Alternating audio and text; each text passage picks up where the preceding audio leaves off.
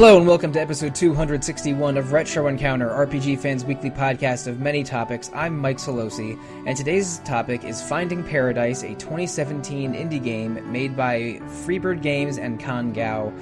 We will talk about it in just a moment, but first let me introduce my co-host, Zach Wilkerson. Hi there. So Zach, a little bit of Retro Encounter history. Gao of Freebird Games made a game called To the Moon in 2011, and it was composed largely within one of the RPG Maker programs, with audio and a lot of effects done by him separate from RPG Maker. And then 3 years later, he made a sort of an interquel, not like a full sequel, but like a short follow-up called A Bird Story. And we at Retro Encounter did episodes on To the Moon and A Bird Story in 2016 and 2017. And I really enjoyed both of those games. They are super good.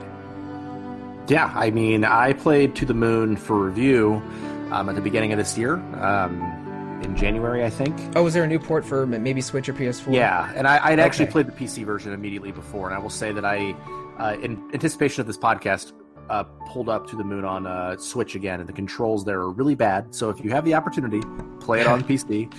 And then I played Bird Story shortly after and thought it was super fun, and then sort of in anticipation of the third one coming out, I thought, let's play Finding Paradise. Yeah, and when you say the third one, you refer to Impostor Factory, which is coming out in late 2020. It might have a date, it might not, I'm not sure. I don't think so yet. But To the Moon, Finding Paradise, which we will talk about very soon, and Impostor Factory form a trilogy. Bird Story is sort of like an in-between game before Finding Paradise, and there are also a few small web games that Freebird Games made to sort of fill in some of the gaps of the story. But this is the second game of the trilogy, Finding Paradise, which we played for the podcast, which I finished a few days ago. And Zach, I think I finished it in 2.5 sittings. Like I don't remember exactly where, but sort of once I hit a certain point, I just decided I need to play this thing through to the end. I got to find out what happens. And it was it's a visual novel that has interface that looks like a 16-bit RPG, but I mean, visual quote novel unquote. It's a real page turner. Yeah, I agree. I mean, I finished it in, I guess, probably 2.5 sittings as well. But the reason for that last half was because I was getting to the end and I thought, I know what To the Moon did to me, and I need to not finish this at midnight because I want to, go to sleep. Just because Gao knows how to have such an emotional impact with his games, and so I decided to wait till the next day, and that was the right decision. I understand. I did not take your advice. I did finish this at a very uncomfortable hour, but I just had to know how it ended, because I knew if I stopped playing and went to bed, I would be lying in bed staring at the ceiling thinking about it. So I just, in a poor health decision, I stayed up very late to finish this game a few nights ago, and I don't regret finishing it, because this game's awesome. But maybe maybe 3:30 in the morning wasn't the right time to finish it. Yeah, that might be the time almost exactly. I think you tweeted about it, if I remember correctly. Okay, well, maybe I did. Maybe that must be it. So it goes without saying, both of us enjoyed this game, but we are going to talk about it in detail. This episode will be full of spoilers, listeners, so no warnings, no disrespect. We're going to go right into it and jump around a little bit, probably, because this game jumps around with its timeline a little bit. It's not really playing fair. But, so anyway, Zach and I have both played the predecessor games. We're both looking forward to Impostor Factory, but in the present we are playing 2017's Finding Paradise. And this is centers around the same two main characters, Ava and Neil, who work for a company called SIgmund Corp. And SIgmund Corp has the unusual service of people on their deathbeds. Before they die, they are given the opportunity to have SIgmund Corp employees jump into their brain or subconscious or something, not terribly unlike the movie Inception, and sort of rewrite their memories or plant new memories in their head to allow them to die without regrets or die having fulfilled a dream in their mind that they had not fulfilled in life. And in To the Moon, their client wanted to visit the moon and become an astronaut. And and it's a little bit different in Finding Paradise. There's a couple rules around this. Like they have to hook up both the scientists and the subject to some computers. They have to follow rules like there can't be too many logical inconsistencies, or otherwise the subject won't believe the dreams the memories that are being created. There's certain ethical concerns that they have to be aware of, and they're constantly monitoring the health of their subject with a little heart monitor that's in the menu of the game when you're exploring around.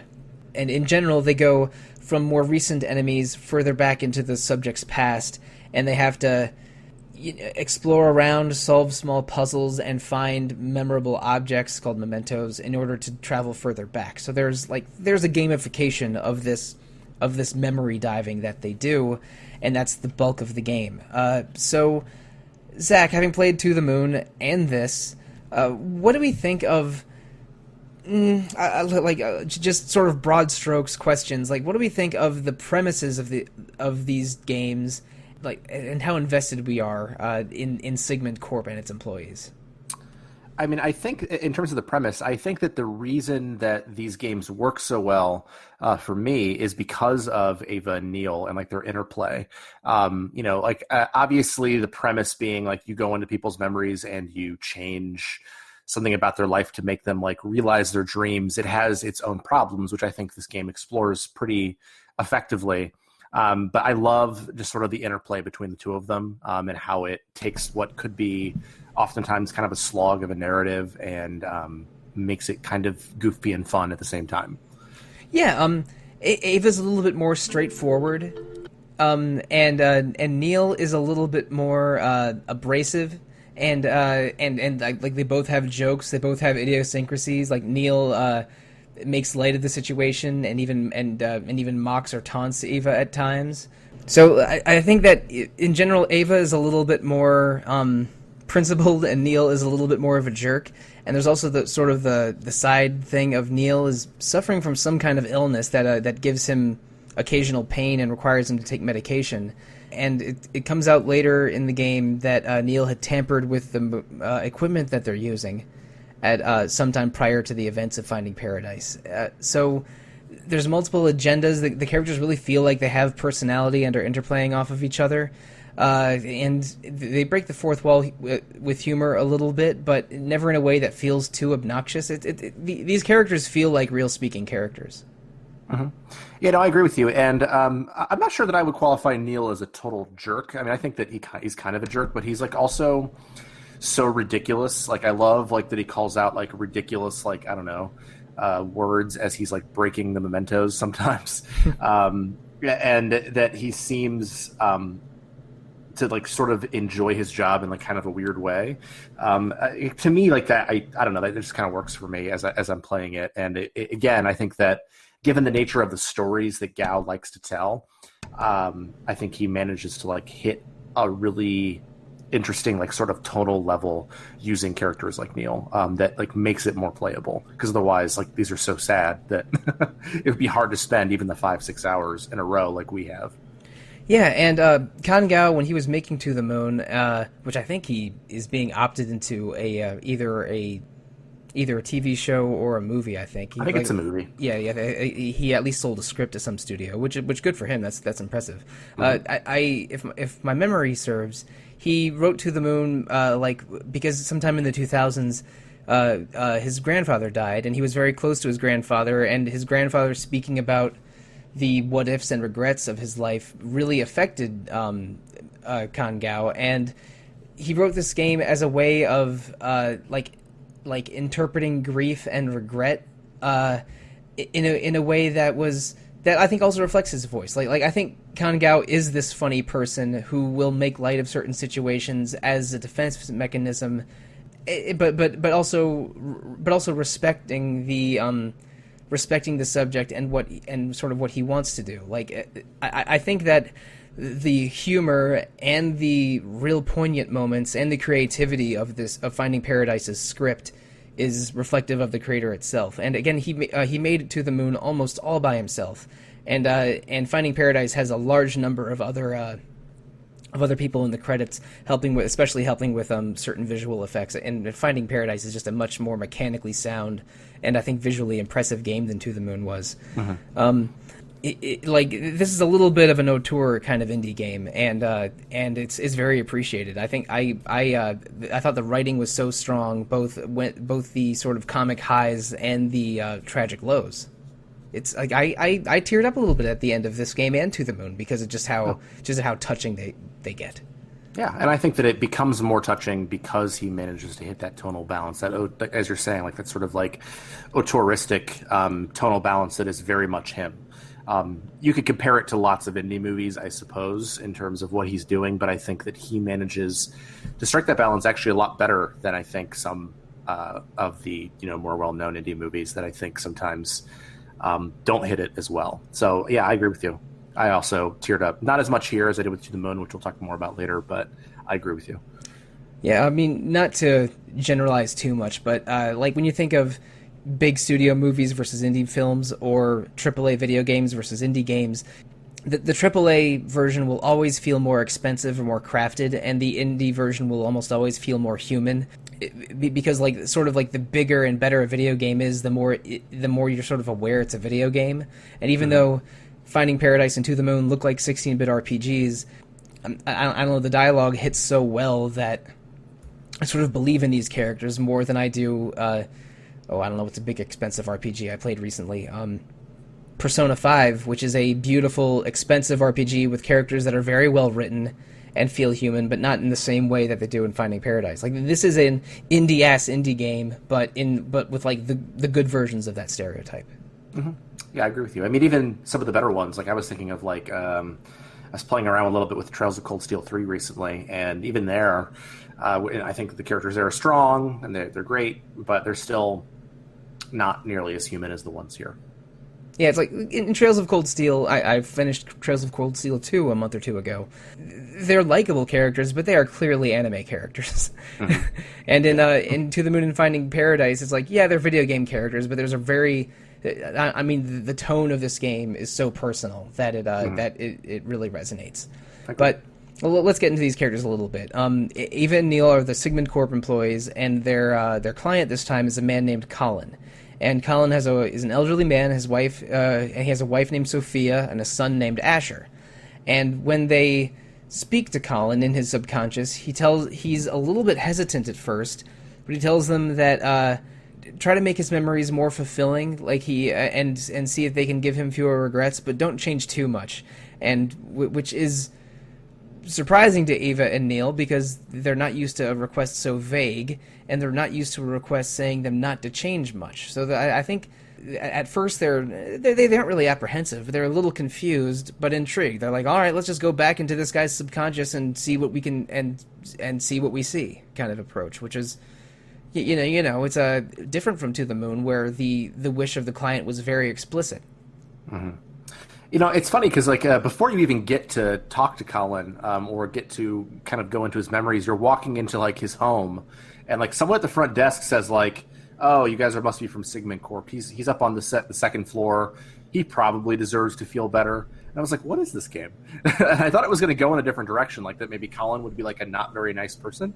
But I like that instead it did like sort of the vague wish, which distinguishes it enough, I think, from To the Moon in terms of how it's tackling a similar topic. Yeah, in To the Moon, as you go deeper into, I don't remember the guy's name, but as you go deeper into his Johnny, psyche, yeah, John or Johnny, like you sort of realize this guy has been dismissive and mean to his wife for decades, and he's if not a jerk, just not a very sensitive person, and you don't really, I don't think you really sympathize with the client much by the end until you learn about the past trauma. That's sort of the one of the big plot points of To the Moon. But in Finding Paradise, Colin is an extremely decent person for the entire game. There's no dark secret where that makes him evil. But there is a secret, and he is somewhat troubled. That just makes it more intriguing with the vagueness of his wish and the fact that he has a loving family that are a little apprehensive of you. His wife Sophia is a little cold towards you because her thoughts are, do you mean that my husband didn't have a fulfilling life? Does he not want to remember me or our son? What's going on here? So she's a little upset by the whole situation, and I think Colin realizes this and feels bad, but still wants someone to go into his brain and figure things out a little bit, which I didn't quite understand at first. It's clear at the end, but I think I was able to understand Sophia's perspective and understand how troubling the idea of what SIgmund Corp is, and it sort of made sense. But that combination just made me more interested to get into the end of the game, and it goes some pretty impressive places. Yeah, and I think that, and we'll talk more about this, I think, toward the end, but one of the things that I like here is that, like, the way that his memories, and as you kind of go through his memories, you get a feel for why he would have said that or why he would have requested that, because he tends to be really, really hard on himself. Like, he has regrets about, like, very specific moments, and I think that almost every memory you see is of a regret, even though clearly he is, like, a super nice guy. And so I think that picking up on that pattern sort of gives you a feel for, like, him, like, having this vague sense of emptiness, despite the fact that his life has been fulfilling in almost every way that he could have imagined, at least in the second half of his life. So I think that ends up being a really relatable character, I think, because of that. At least for me, I tend to, maybe when I'm telling stories, focus on the negative, and I think that Colin does as well. Well, I mean, you sort of remember negative criticism more easily than positive criticism. Mm-hmm. I think it was I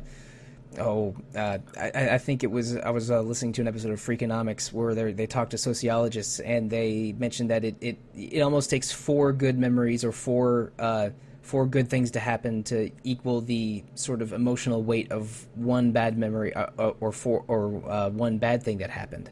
So the fact that, like, the more negative emotions rise to the top a little bit makes sense. And they do this a little bit differently than in To the Moon. In To the Moon, you go back in time through Johnny's brain linearly, but in Finding Paradise, it's like a convergence. Like, you'll have one scene as elderly Colin, and then you'll go to childhood Colin and go forward in time a little bit, and then it's almost like a spiral going towards a center, which they represent visually on a little timeline graphic that's very helpful when they're explaining it. Mm-hmm. Yeah, and I like the visual too, because, like, it indicates to me, like, how far am I into the game, which is one of those things that as a reviewer I'm always curious about. So I liked that, but yeah, I think it's an interesting twist on it, because really the central moment that they want to look at is in the middle. And the only thing that I kind of was a little bit iffy about with the way that they're slingshotting back and forth, which apparently has never happened to them, to Neil and Ava, is, like, someone else I would have imagined would have had some, like, central issue that happened, like, halfway through their life that, like, was the thing that everything sort of turns on. So I was, like, a little bit confused by why that was the case early on. I'm like, this must have happened before, but then it makes more sense later. Yeah, this game has a tendency of Eva or Neil sort of saying my thoughts out loud, like, immediately after I think them. Where, like, when they first notice the spiraling thing, Eva says, so we're probably hurtling towards some special turning point. Which again made sense to me, but also it's very remembrance of things past, or 100 Years of Solitude, that, you know, a memory from the present triggers something from the past, which triggers something different in the future. It's sort of going from concept to concept instead of back in time linearly. You know, it feels like the very nature of memory, which is so I am a little surprised that this is the first time they've observed something like this, because you know, like, our dreams and our memories don't always travel in straight lines, but. So they go back in time and forward in time, seeing the life of Colin. He's an awkward, sort of lonely child until he meets a young woman named Faye who lives in the apartment across from him. And at first he tries to send her a message on paper airplanes, and Colin is a lifelong lover of birds and paper airplanes, which is made very clear in the prequel, A Bird Story. And so he's passing messages back and forth to Faye. Colin is learning cello in the school orchestra, and Faye plays guitar, and she goes to a nicer elementary school that's a little down the way. And so they connect over music, and Faye's a little bit more outspoken than Colin is, and pulls him out of his shell a little bit.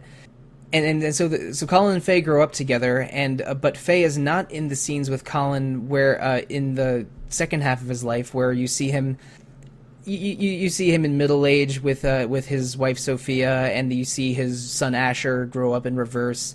But Faye is not present there at all. So from the very beginning, I was thinking, oh no, something happens to Faye, and that's what happens at the center of that spiral. And I was right and wrong about that, which we'll get into very soon. But for either half of that timeline, Zach, was there a specific memory or a specific scene that you really loved? I think that maybe I'm always sort of like more interested in childhood stories, but I thought that some of the scenes with Faye I thought were really moving. In particular, when she's helping him with the learn how to play the cello more effectively. So like he's playing scales and he's not doing it very well, and so she pulls out her guitar. And Faye's not very nice to Colin, but not very nice to him in a way that like continues to push him. And I like the dynamic between the two of them. And I thought that just sort of the way that she helped him in that moment sort of achieve something, and he becomes like worthy of being in like a local orchestra good because of the way that she presses him and pushes him early on. So I thought that was a lovely scene. Yeah, and Colin basically is. I don't think playing the cello is. I don't know if he's ever a professional, but I mean, again, he's able to join a local orchestra. It's clearly a lifelong passion of his. And I mean, I was really amused by the scene in childhood where he had to play the cello because there was no other instruments left when he was in elementary school, and he wanted a smaller instrument like a violin, or a clarinet, but he had to pick the cello, which is as big as he is. And Faye would make fun of him for it, but he would soldier on anyway. And you see him play the cello with his wife Sophia in the future, because Sophia is a concert pianist and is a professional, at least more so than Colin is. And he plays the same song with Sophia, or at least a similar one that he played with Faye as a child, where Colin plays a simple scale or a simple circle of fifths, while Faye on guitar or Sophia on piano plays a more elaborate accompaniment that's very beautiful. And this, having Colin and other characters be musicians helps the soundtrack of this game, because there's a lot of like just truly beautiful cello piano duets and stunning and like small chamber group kind of instrumentation in the soundtrack. It's so beautiful. Oh my god. And just hits. You can tell the exact arc they're going for, the exact emotion they're playing for with every piece, and how it fits with the cutscenes. It's a awesome soundtrack. I loved it. And they would have scenes of, say, Colin and Sophia playing together, and then it would just be part of the regular soundtrack, and then the scene would be over and it would get to Ava and Neil talking or something, but the song would continue and elaborate, and there were just the transitions in and out, and the pieces themselves are so seamless and beautiful. The soundtrack is a major highlight of this game. It's so good. Yeah, I mean, I love the way that Gao plays with like non-diegetic and diegetic music, and sort of pulls them back and forth. And I think that I wrote a review of To the Moon, and I said like, hey, when you play this game, please play it with headphones on. And I actually think I like the soundtrack here a little bit more because of everything you're talking about here. I think the way that he plays and remixes different melodies with different instrumentation, it creates an emotional through line that I don't think it would not be nearly the experience that it is without the stunning music. I of all the things Gao is good at, I think music might be the thing that I'm most impressed by, actually. Yeah, I am sometimes an advocate of listening to podcasts while playing the video games. I have done that for thousands of hours, probably. But I do not advocate that for this game. No. Like, put on the headphones and listen, because the music is important and stunningly beautiful. We didn't even mention Colin's real job. He becomes an airline pilot, and you see in the future scenes or the late age scenes of him like going on his last flight and then eventually his first flight. And as a child, Faye sort of pushing him, hey, figure out what you got to do to be a pilot. You love paper airplanes and birds more than anything. And so she pushes him into attending a flight school And in maybe my favorite joke in the entire game, he meets a flight instructor who said, "I used to be a skywriter, but they fired me because I'm bad at spelling." And then a few minutes later, they skip ahead to when Colin proposes to Sophia, and he hired his old flight instructor to write "Will you marry me" in the sky, and he spells like 3 words wrong. It's hilarious. Will with only one L, and Mary spelled like Merry Christmas. I think it's amazing. Yeah. That was a he spells Sophia's name too. yeah, I think he wrote Sophia as 2 words, like, "Sophia, will you marry me?"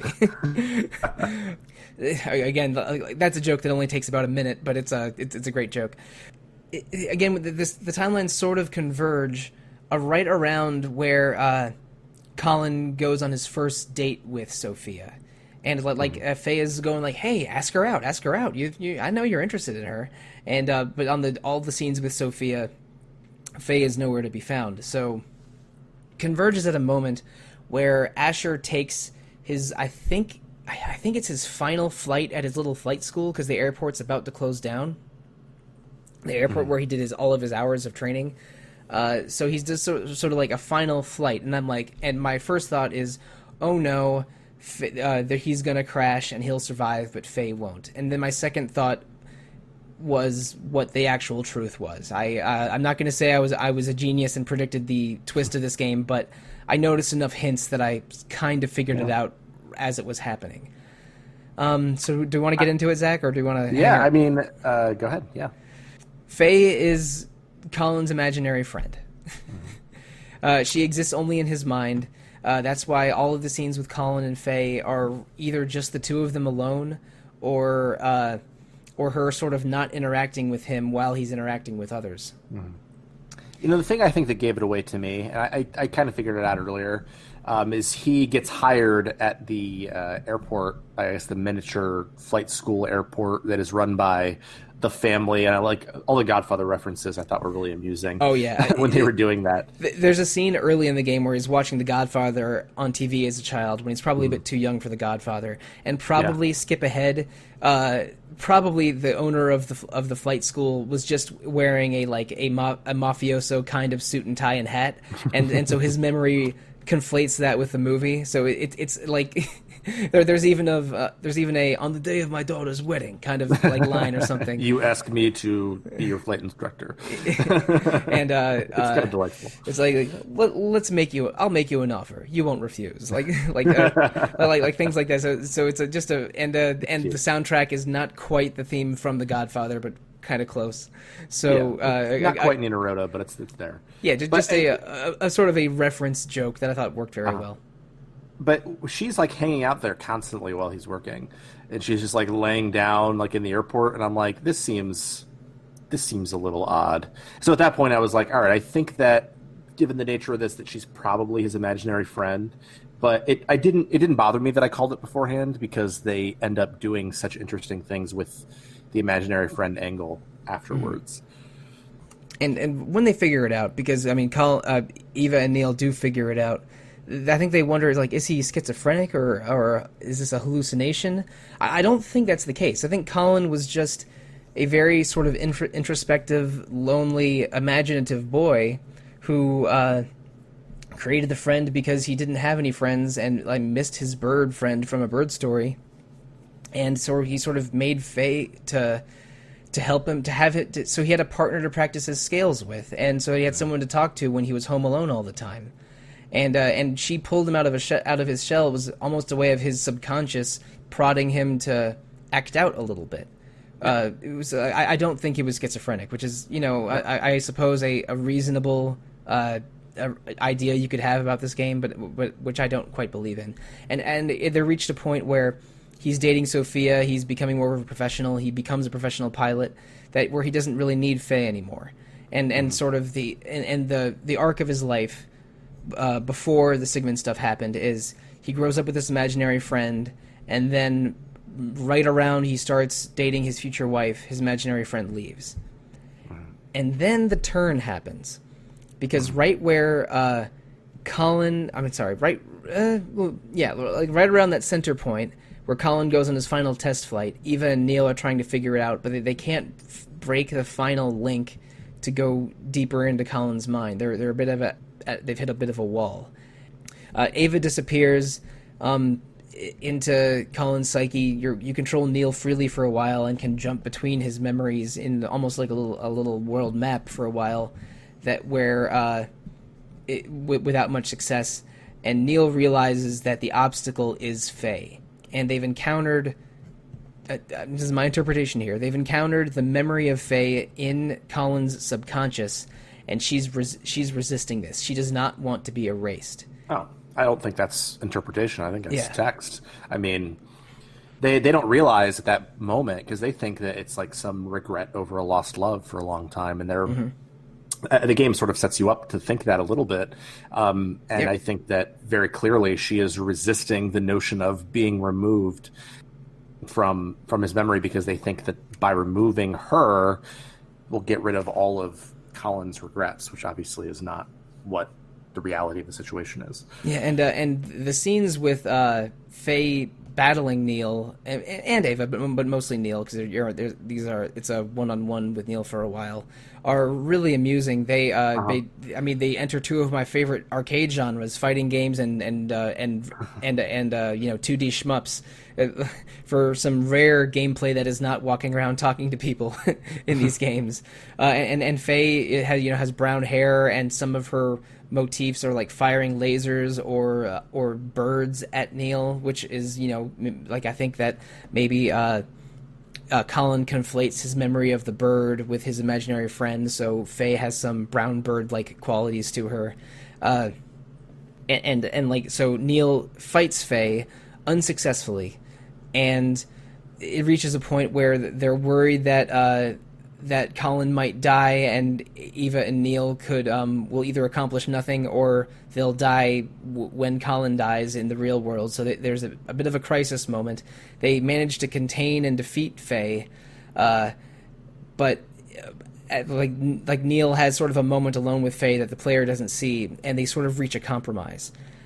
And what ends up happening, we're going to jump around a little bit. Into the Moon, you sort of discover the unfortunate truth of the relationship between Johnny and his wife, and a traumatic event that happened to Johnny, and they sort of rewrite his life so the relationship with his wife is better, and he accomplishes more, and that childhood trauma is gone.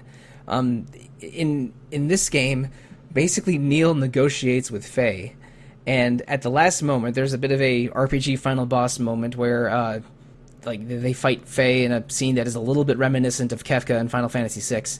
Yeah, and I love the way that she comes down from the sky. She comes down with the sky with angel wings. She's brown instead of purple, but I'll let that one slide. And then sort of after that, you wander around a landscape that's Colin's memories falling apart, because he may be on the throes of death, and it's a bunch of floating rocks in a void that's you and I have played a lot of JRPGs. We've seen this. Oh yes. But the final moment, Eva ejects herself from Colin's mind before Neil does, and Neil basically calls Faye back, saying, "Look, I think you should rewrite Colin's memories."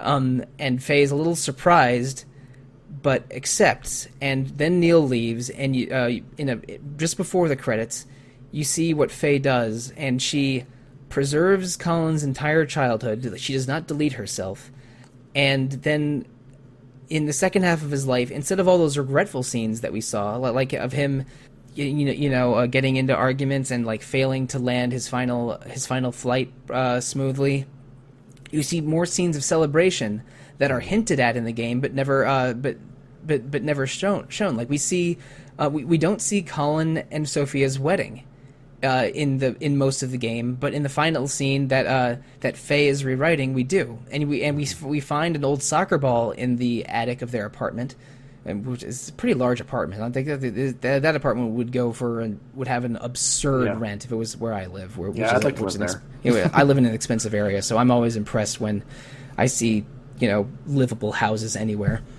But like we see a soccer ball in their apartment, and then we see a scene of Asher, Colin's son, receiving a soccer ball as a birthday gift and being a really happy little kid, and Asher graduating from college, and more scenes of the orchestra performing. Like Faye rewrites Colin's memories to have fewer regretful and more happy memories rising to the top, and then she erases the memory of Colin visiting SIgmund Corp to have his memories rewritten, and gives herself a final conversation with Colin as an old man and Faye as a young woman to say a final goodbye. Mm-hmm. So like Faye, who is part of Colin's subconscious, but we're treating her like she's her own person. Faye just wants the best for Colin, which is why she left, and why she wants to just have him remember the good times. And it was such a sweet interpretation, and it ultimately fulfilled Colin's wish. They changed hardly anything, and left him with fewer regrets and more happy memories. But ultimately, it was Colin that had to do that himself, and not anyone from SIgmund Corp. And ultimately, like, as an imaginary friend, she has to be part of his subconscious. So, like, she understands what he needs more than Neil or Ava ever could. And so I like that what they do with this game, and I like that it's different enough from To the Moon, where To the Moon really inserts a new memory in there, but ultimately still maintains the relationships there. Whereas here, it's all about change in perspective. Like, I don't think, outside of the SIgmund Corp thing, and outside of that last conversation with Faye, it's really just, okay, instead of focusing on, like, that time you spilled lime juice on Sophia, let's talk about, like, I don't know, all the good times you had on your honeymoon. Like, that's such a very particular regret of somebody who really obviously tends to be very hard on themselves, because that's, like, people spilling something in a restaurant happens all the time, right? And so I love the way that it plays with the same themes of To the Moon, but it makes it twists perspective instead, and I think that's really lovely. Yeah, I mean, that's the difference between the endings of those two games. In To the Moon, they rewrite his memory and cover up or adjust some of the negatives. But in Finding Paradise, they change perspective and not event, which I think is just brilliant in explaining what SIgmund Corporation does and can do, and the way that the human mind treats memory. And I think in both of those games, they've either found the right outcome or found a satisfying outcome, even though there's very sad parts attached to the events of the lives of the characters in both games. And at the very end of the game, they leave it on a bit of a cliffhanger. Neil has been tinkering with the equipment that SIgmund Corp uses. It might have something to do with how Faye was able to seize control of the equipment to a degree. That's a little vague what's going on. But ultimately, I think we know that Neil has some kind of illness, and I think that Neil is trying to use SIgmund Corp technology to change something within himself or fix something. And he enlists the helps of two other co-workers, Robert and Roxanne, who have minor roles in Finding Paradise. But it's unclear what the stinger at the end of the credits is, but Neil, Robert, and Roxanne are going to use SIgmund Corp technology to some unknown end, which I think is going to get addressed in Impostor Factory. But I'm invested enough in these characters and believe enough in Gao that that game is immediately getting wishlisted by me. I cannot wait to see what they do for the third game in the trilogy.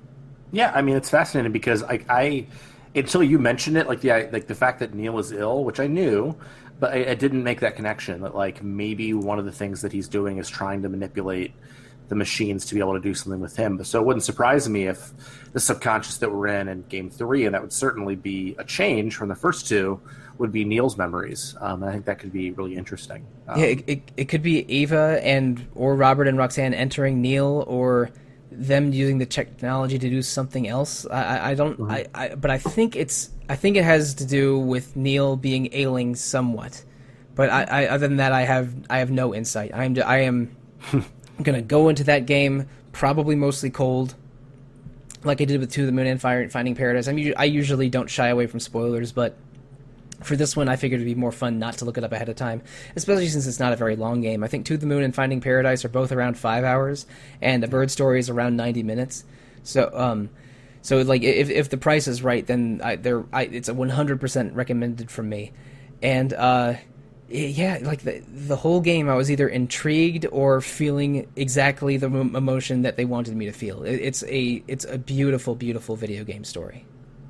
Yeah, I love the subtlety of it, and it didn't hit me quite as hard as To the Moon, but it does other things way better than To the Moon. Like, I think the mechanical stuff they do with all the fights against Faye, which are probably where most of those additional game credits came from, if I had to guess, Probably. were really amusing and fascinating, and like something that I was absolutely not expecting. And so that was really fun. And I think that even without maybe the gut punch that To the Moon had, I think that the subtlety of it is actually in a lot of ways more mature than To the Moon. It feels like a more mature story, even if it didn't hit me as hard.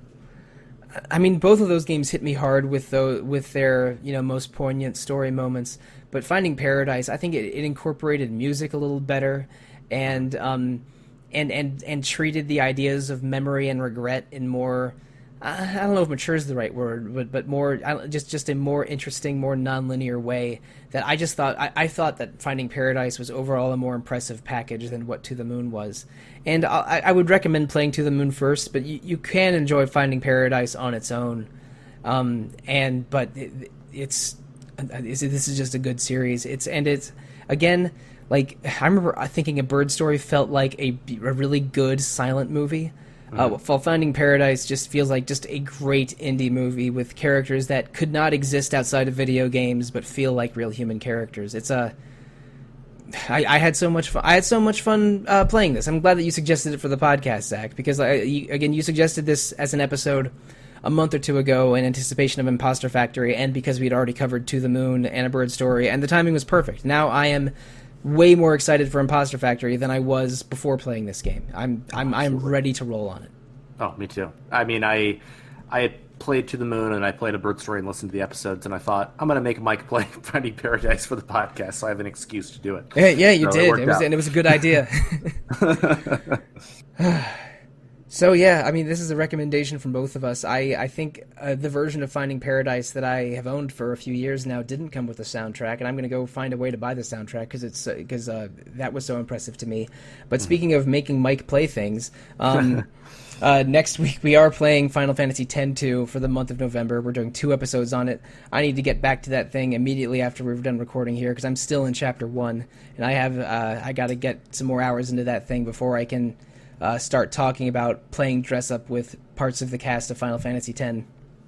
Oh boy, that game is something, but I haven't formulated a real informed opinion yet. So we will see how that goes, and the next 2 episodes of Retro Encounter are going to be about Final Fantasy X-2. And also later this month we're doing an episode all about crowdfunding. I'm going to try and bring back a podcast regular that hasn't been on an episode in a while to talk about that because crowdfunding and Kickstarter has been really important to I would say to indie RPGs and also sort of that mid-tier of video game budgets.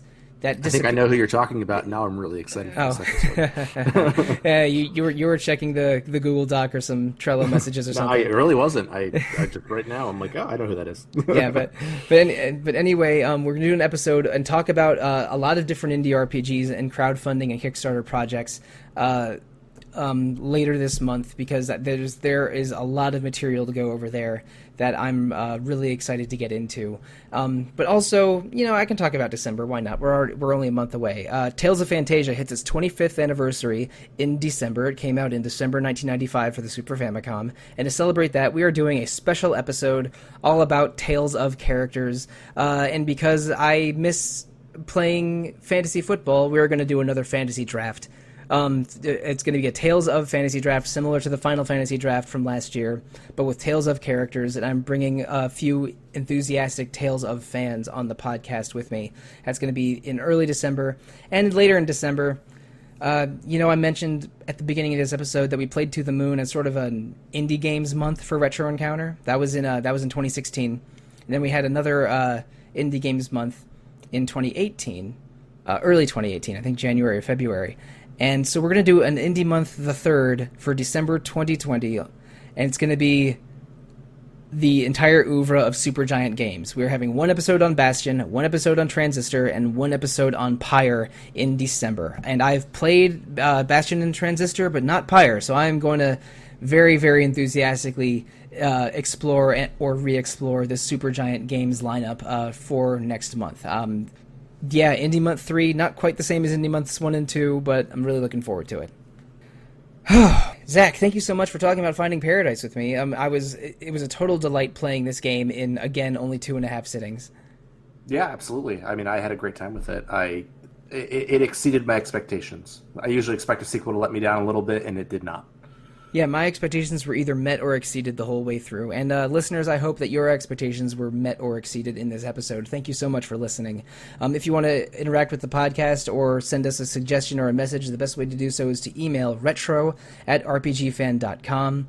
You can also comment on RPG Fan's message boards or visit the Facebook page, Instagram page, Twitter page, Discord server, or Twitch stream of RPG Fan. It's called RPG Fan or RPG Fan.com in all of those places, and you can find links to all of our content delivery systems on rpgfan.com. And speaking of content, we're only one of 4 podcasts on RPG Fan. There's also Random Encounter about randomness, Rhythm Encounter about RPG music, and Phoenix Edge, another weekly podcast mostly focused on current events. So you can review Retro Encounter or those other 3 on iTunes or Google Play or Podcast Addict or however you are listening to us. We love feedback. Give us feedback. But if you want to give specific feedback to either of us individually, let's tell you how to do so. Zach, how can listeners reach you? You can reach me by email at zachw@rpgfan.com, or you can find me on Discord at zachw. And listeners, you can find me most easily on Twitter. I am at The Real Monsoon most of the time, at Evoker for Dogs other times, and on the RPG Fan Discord, I am Monsoon Mike. Yeah, Zach, again, thank you for suggesting I play this, because I'm not sure I would have on my own accord, and I really don't have any regrets. This was just a beautiful, beautiful game that I'm still thinking about several days after beating it. Yeah, thanks for playing it with me. And listeners, thank you, good night, and good luck.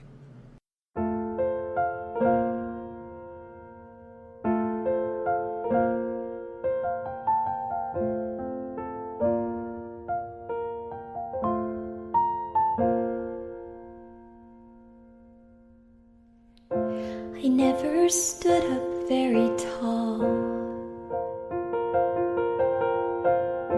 I think my voice was fairly small.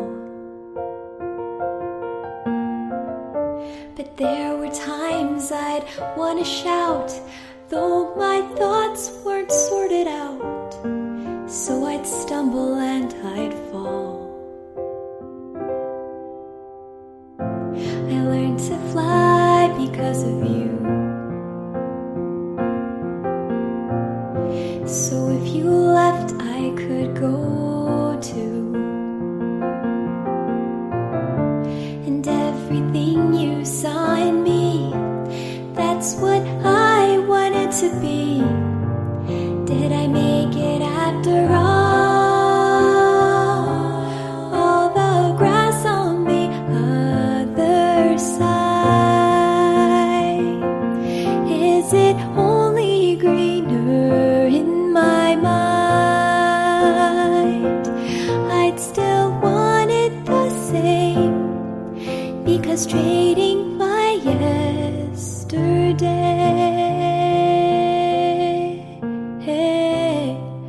is to wish